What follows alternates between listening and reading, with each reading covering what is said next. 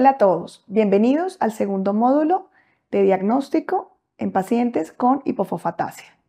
Durante este módulo haremos un recorrido sobre los diferentes escenarios que nos van a acompañar cuando nos enfrentemos a un paciente con hipofosfatasia.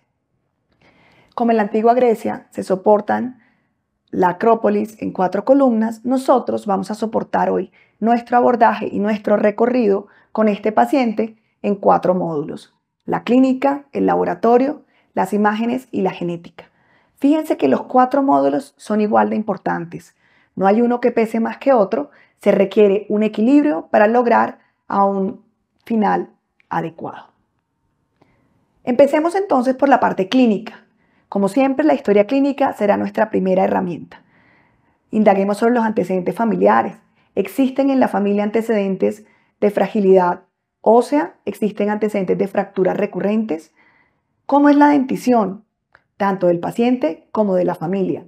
Y en el gráfico podemos ver cómo la edad de caída de los dientes o la pérdida de los dientes deciduos no debe ocurrir antes de los 6 años. Entonces es importante en el interrogatorio de la salud ósea preguntar en qué momento se inició la pérdida de los dientes deciduos.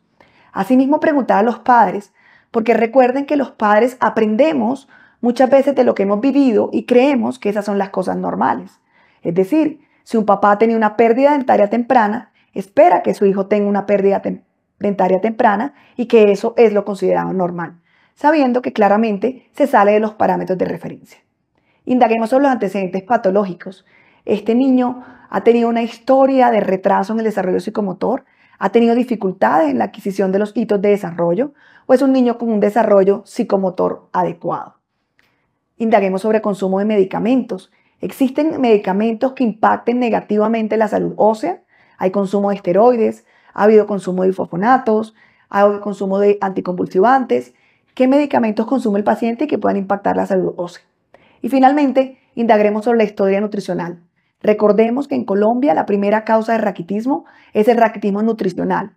No podemos perder nuestro norte y nuestro punto de vista. Si bien queremos encontrar pacientes con enfermedades huérfanas y queremos ofrecer una mejor calidad de vida a estos pacientes, no podemos perder el punto de vista de dónde nos encontramos en nuestro contexto social. Pasando a esto, empecemos nuestro examen físico. Y es importante a nuestros pacientes tomar la talla de pie y sentado para hacer el cálculo de las proporciones, evaluar el índice de masa corporal y la velocidad de crecimiento. Los pacientes con hipofosfatasia, como lo vieron en el módulo anterior, presentan talla baja y este es un signo de alerta en el que debemos pensar cuando sospechemos un paciente que tenga una condición asociada a su metabolismo óseo. Entonces, desde lo clínico, ¿con qué me quedo? Me quedo con que 6 años es el límite para la pérdida dentaria. Me quedo con que los pacientes con hipofosfatasia tienen dolor musculoesquelético y en pacientes con dolor musculoesquelético idiopático, dolor recurrente de miembros inferiores, osteomielitis crónica recurrente multifocal, condrocalcinosis de edad temprana, fracturas recurrentes, fractura por estrés, hipotonía, debilidad, alteraciones en la marcha, retrasos en los hitos de desarrollo, en esos pacientes con un antecedente familiar y sin otros factores que puedan explicarme que exista esta condición de alteración del metabolismo óseo, evaluaré un paciente con hipofosfatasia. Pasemos entonces a nuestra segunda columna. Y en nuestra segunda columna tenemos 3 ítems. El laboratorio lo dividimos en 3 grandes grupos. 1, el estudio de metabolismo óseo básico, que se puede tomar en cualquier centro de primer nivel. El segundo, y lo quise dejar separado, es la fosfatasa alcalina, porque es la gran estrella en el diagnóstico de esta condición. Y el tercero, el estudio genético. Empecemos entonces por el laboratorio. En cuanto a metabolismo óseo, ¿qué debo solicitar? Siempre debo solicitar un metabolismo óseo básico: calcio, fósforo, vitamina D, 25-hidroxi, paratormona y calciuria. Son los 5 elementos básicos de la evaluación del metabolismo óseo. Una vez tengo estos 5 elementos, me puedo apoyar de otros elementos específicamente en pacientes con hipofosfatasia. Fosfatasa alcalina, niveles de vitamina B6, fosfoetanolamina y piridoxalfosfato. Estos últimos 3 elementos no los usamos de rutina, no los tenemos disponibles en nuestro medio. Sin embargo, cuando uno revisa las guías para diagnóstico de hipofosfatasia, son una herramienta fundamental en el diagnóstico de la condición. Empecemos entonces por recordar que en pediatría debemos utilizar los valores normalizados, es decir, no usar los valores de referencia del laboratorio. Esta es una tabla donde podemos observar cómo varían los niveles de calcio, de fósforo y de fosfatasa alcalina a lo largo de los años hasta llegar a la edad adulta. Entonces, siempre que interpretemos los exámenes, interpretémoslos en el contexto de unos valores de referencia adecuados. Y recordar que la calciuria también tiene unos valores de referencia apropiados para cada edad, dependiendo si hago una calciuria creatinuria, es decir, si tomo muestras de orina aislada o si tomo una orina de 24 horas, y en ese caso el valor de referencia serían 4 miligramos por kilo día en orina de 24 horas. ¿Cuáles son los hallazgos en ese set básico de metabolismo óseo que encuentro en los pacientes con hipofosfatasia? Lo primero que voy a encontrar es hipercalcemia.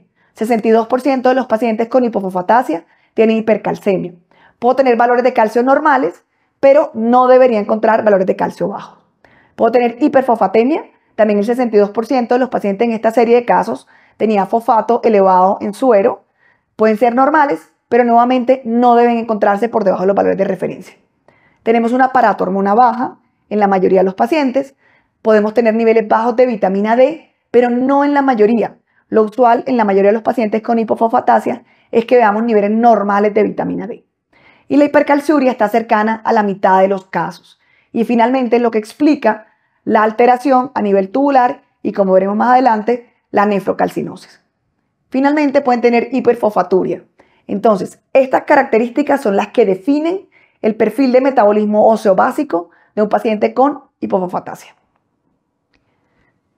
Pasemos a la estrella de esta condición, la fosfatasa alcalina.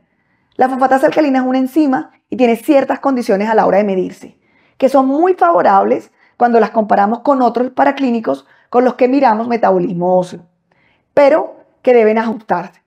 Siempre que yo evalúe fosfatasa alcalina en sospecha de un paciente con hipofosfatasia, debo realizar mínimo 2 mediciones. Se debe medir fosfatasa alcalina total. No se recomienda la medición de fosfatasa alcalina ósea. En la infancia, con menor razón, pues la mayoría de la fosfatasa alcalina está representada por la fosfatasa alcalina de hueso. En los adultos, tampoco se recomienda tomar la fosfatasa alcalina específica de hueso, sino realizar la medición con fosfatasa alcalina total. A la hora de tomar la muestra es importante no usar EDTA, ya que esto puede hacer que el resultado se vea falsamente alterado y ver bajos niveles de fosfatasa alcalina. ¿Qué ventajas tiene la fosfatasa alcalina? Es que no tiene variación circadiana, la podemos tomar en cualquier momento, y esto es especialmente útil en la evaluación de fracturas en pacientes que asisten a urgencia. No está influido por la dieta, es decir, no se requiere un ayuno para tomar la fosfatasa alcalina, y tiene una baja variación intraindividual.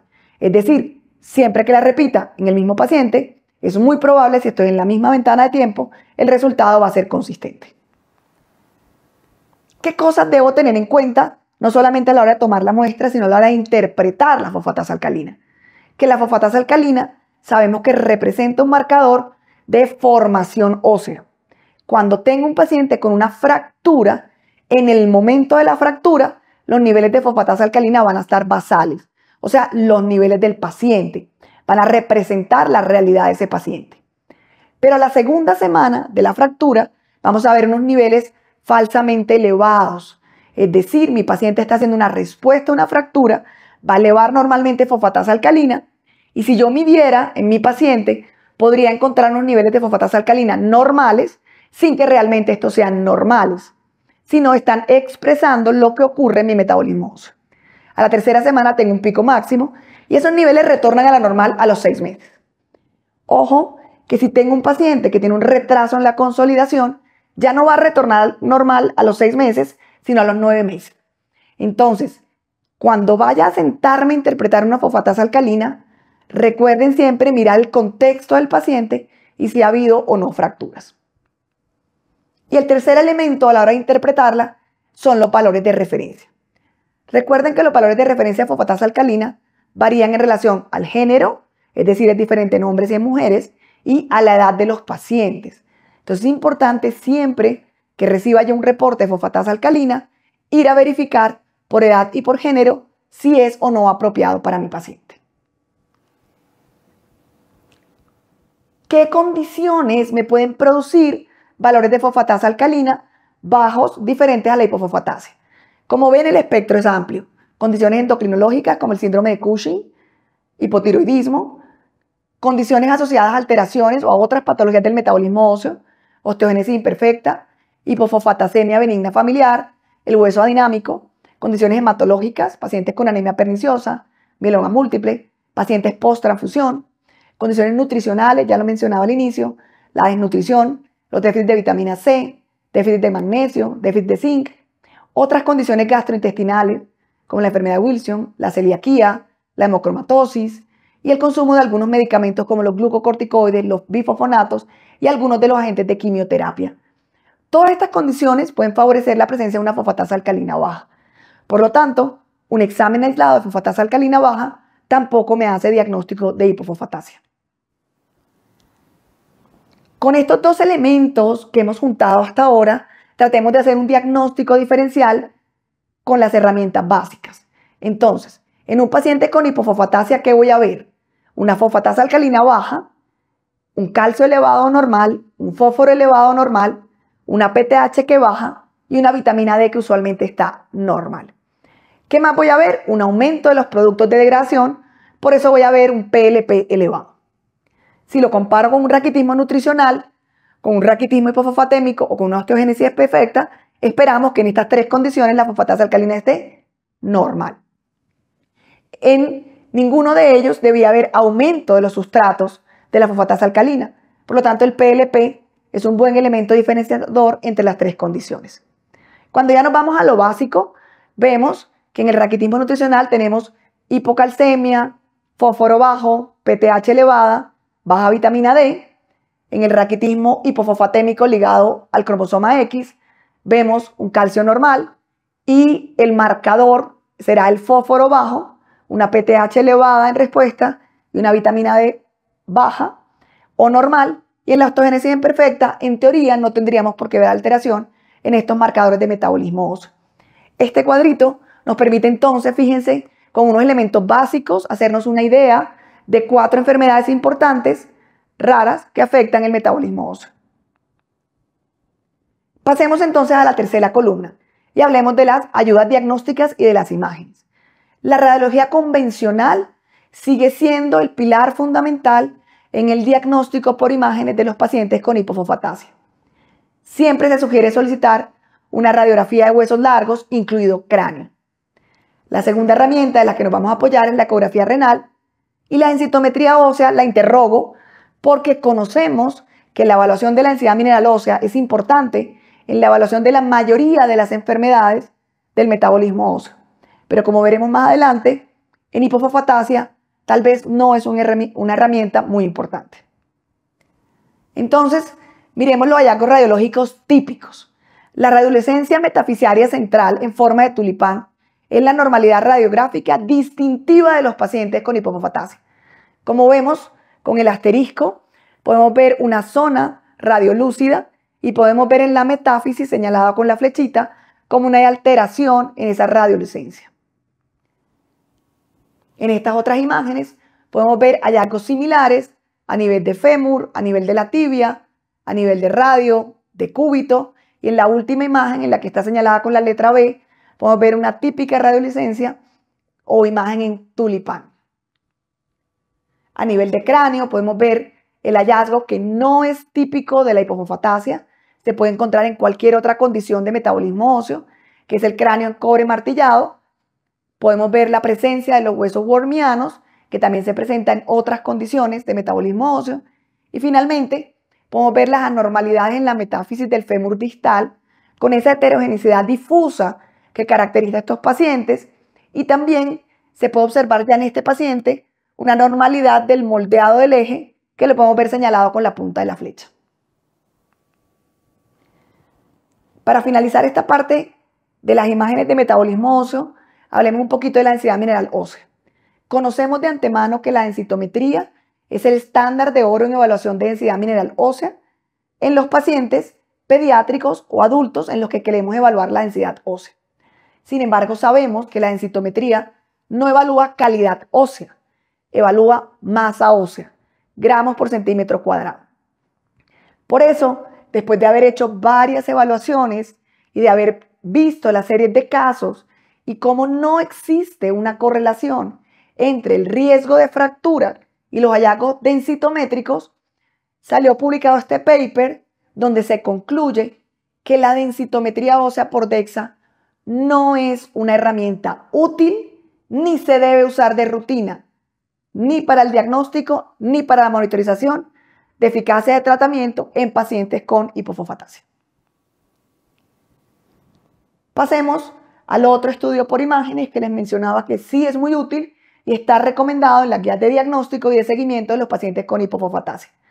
La ecografía renal. La ecografía renal es el gold estándar para el diagnóstico de la nefrocalcinosis en estos pacientes. En la imagen podemos ver varios grados de nefrocalcinosis medular, grado 1, 2 o 3, dependiendo de su severidad. 38% de los pacientes en las series completas presentan hallazgos de nefrocalcinosis. Estos son mucho más frecuentes en las formas perinatales y su frecuencia va disminuyendo hacia las formas infanto-juveniles y formas del adulto. Es así como en la mitad de los pacientes de las formas perinatales observamos nefrocalcinosis, en el 76% de las formas infantiles y solo en un 17% de las formas infanto-juveniles.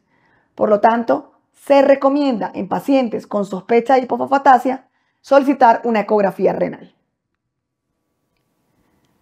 Pasemos a la última columna y es el diagnóstico genético. Si bien las pruebas genéticas son importantes, no son necesarias para el diagnóstico. Es decir, las pruebas genéticas confirman el diagnóstico de hipofosfatasia, pero no descartan la presencia de una hipofosfatasia. Son útiles a la hora de brindar una adecuada asesoría genética porque dependen del mecanismo de herencia y sabemos que la herencia en hipofosfatasia es compleja. Tenemos pacientes con herencia autosómica dominante, pacientes con herencia autosómica recesiva y eso nos ayudará a dar una mejor consejería familiar a los padres. ¿Qué técnica se recomienda? La técnica recomendada para la búsqueda de variantes patogénicas o probablemente patogénicas en el gen de la fosfatasa alcalina, ALPL, es la secuenciación de próxima generación o NGS, con variación del número de copias CNV, lo cual logra detectar cerca del 95% de las variantes. Si definitivamente con eso no logramos o no encontramos una variante patogénica o probablemente patogénica, se sugiere realizar luego un estudio de lesión y duplicación del gen ALPL mediante la técnica MLPA. Usualmente esto, ya entra en el campo de la genética y lo solicitan los genetistas. Pero la primera parte del abordaje lo puede realizar el médico de atención inicial, ya sea el pediatra, el nefrólogo, el reumatólogo, el ortopedista, el fisiatra. Es la primera persona que tiene un abordaje y que pensó que nuestro paciente tiene criterios suficientes y herramientas para pensar en una hipofosfatasia. Con estas herramientas que hemos adquirido, se han creado unos criterios de diagnóstico que nos permitan hacer la vida un poco más fácil y poder clasificar estos pacientes que tienen un espectro amplio de manifestaciones y alteraciones.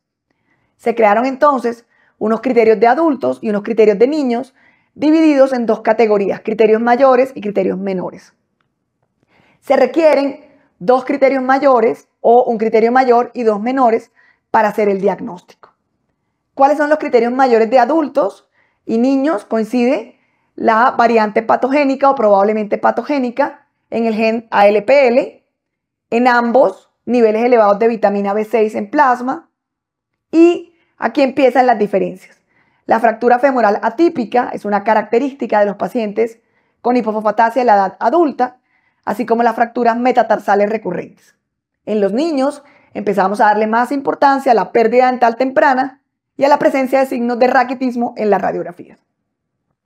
En los criterios menores, en los adultos, es muy fuerte la presentación a nivel musculoesquelético, por eso incluye la pobre consolidación de fracturas, el dolor musculoesquelético crónico, la condrocalcinosis y ya en este momento se incluye la pérdida dental temprana y la nefrocalcinosis. En los niños, la talla baja o falla de Medro, el retraso en la adquisición de los hitos de desarrollo, la craneosinostosis, la nefrocalcinosis y las convulsiones que responden a vitamina B6. Con estas herramientas nosotros podemos hacer un checklist y mirar si nuestro paciente tiene alguna de estas condiciones. Para terminar, una propuesta de evaluación en la que vamos a hacer un recorrido a través de todos estos datos que hemos mencionado. En esta propuesta partimos que el paciente tiene una actividad de fosfatasa alcalina por debajo de lo normal para su edad y para su sexo. Nos preguntamos, ¿será real? Entonces miramos, la muestra de sangre estaba contaminada con EDTA, con citratos. Si sí, pues repitamos la muestra y busquemos, digamos, solucionar este tema técnico. Si definitivamente no, es una muestra que quedó bien tomada, entonces diré, mi paciente tiene una enfermedad nutricional, teniendo en cuenta la frecuencia de los raquitismos nutricionales. Si digo definitivamente no, no encuentro esto, paso a la siguiente cajita y digo, de los síntomas de hipofosfatasia, ¿cuáles presenta mi paciente? En edades tempranas, la falla respiratoria, una convulsión que respondió a vitamina B6. Mi paciente tiene a nivel del metabolismo calcio-fósforo una hipercalcemia, tiene aumentados los niveles de fósforo en sangre, le pedí una ecografía renal y tiene una nefrocalcinosis, tiene una falla de medro o una baja estatura, ha tenido fracturas recurrentes o tiene dolor óseo, tiene una alteración a nivel craneano, tiene una craneosinostosis, tiene una deformidad en el tórax, que tuviera un raquitismo, tiene alteraciones en el desarrollo, una alteración en la marcha, una marcha en ánade, tiene una pérdida dental prematura o tiene un retraso en la dentición. Si encuentro alguna de estas condiciones, digo, probablemente mi paciente tiene una hipofosfatasia. Si no, pues busco las otras causas que pueden producir fosfatasa alcalina baja. Si definitivamente creo que sí tiene una hipofosfatasia, puedo confirmar solicitando niveles plasmáticos de PLP o niveles urinarios de fosfoetanolamina. Si los niveles son elevados, diré, voy a confirmar mi hallazgo con imágenes, pido una radiografía, una serie de huesos largos que incluya cráneo, y si encuentro las alteraciones características, probablemente voy a estar ante un paciente que tenga una hipofosfatasia. Si no encuentro esto, no lo excluyo. Mi paciente podría tener una odontohipofosfatasia sin manifestaciones a nivel sistémico. Si definitivamente, para irme nuevamente por la otra vía, no tenía tantos síntomas, decidí excluir otras causas y después de hacer ese recorrido no encontré otra causa que lo explicara y sigue mi presunción clínica, en ese caso podría pensar en tomar nuevamente los marcadores de degradación, ver un PLP en plasma, una fosfoetanolamina en orina y considerar una forma leve de hipofosfatasia o que mi paciente sea un portador si existiera una historia familiar importante. Si definitivamente no y encuentro unos marcadores normales, ya en ese momento diré, pues es poco probable que mi paciente tenga una hipofosfatasia y deberé considerar otras condiciones y ampliar el estudio de otra manera. Fíjense que uno debe seguir un camino. Si bien es una enfermedad rara o de baja prevalencia, en la medida que hemos conocido, cada día vemos más pacientes reportados y la prevalencia ha aumentado. Seamos sistemáticos en la evaluación, siempre partiendo de lo clínico, metabolismo óseo básico, exámenes específicos, imágenes, para llegar a la final a unir todos estos conceptos y llegar a una integración clínica. Esto es lo que quería contarles sobre el abordaje de la hipofosfatasia.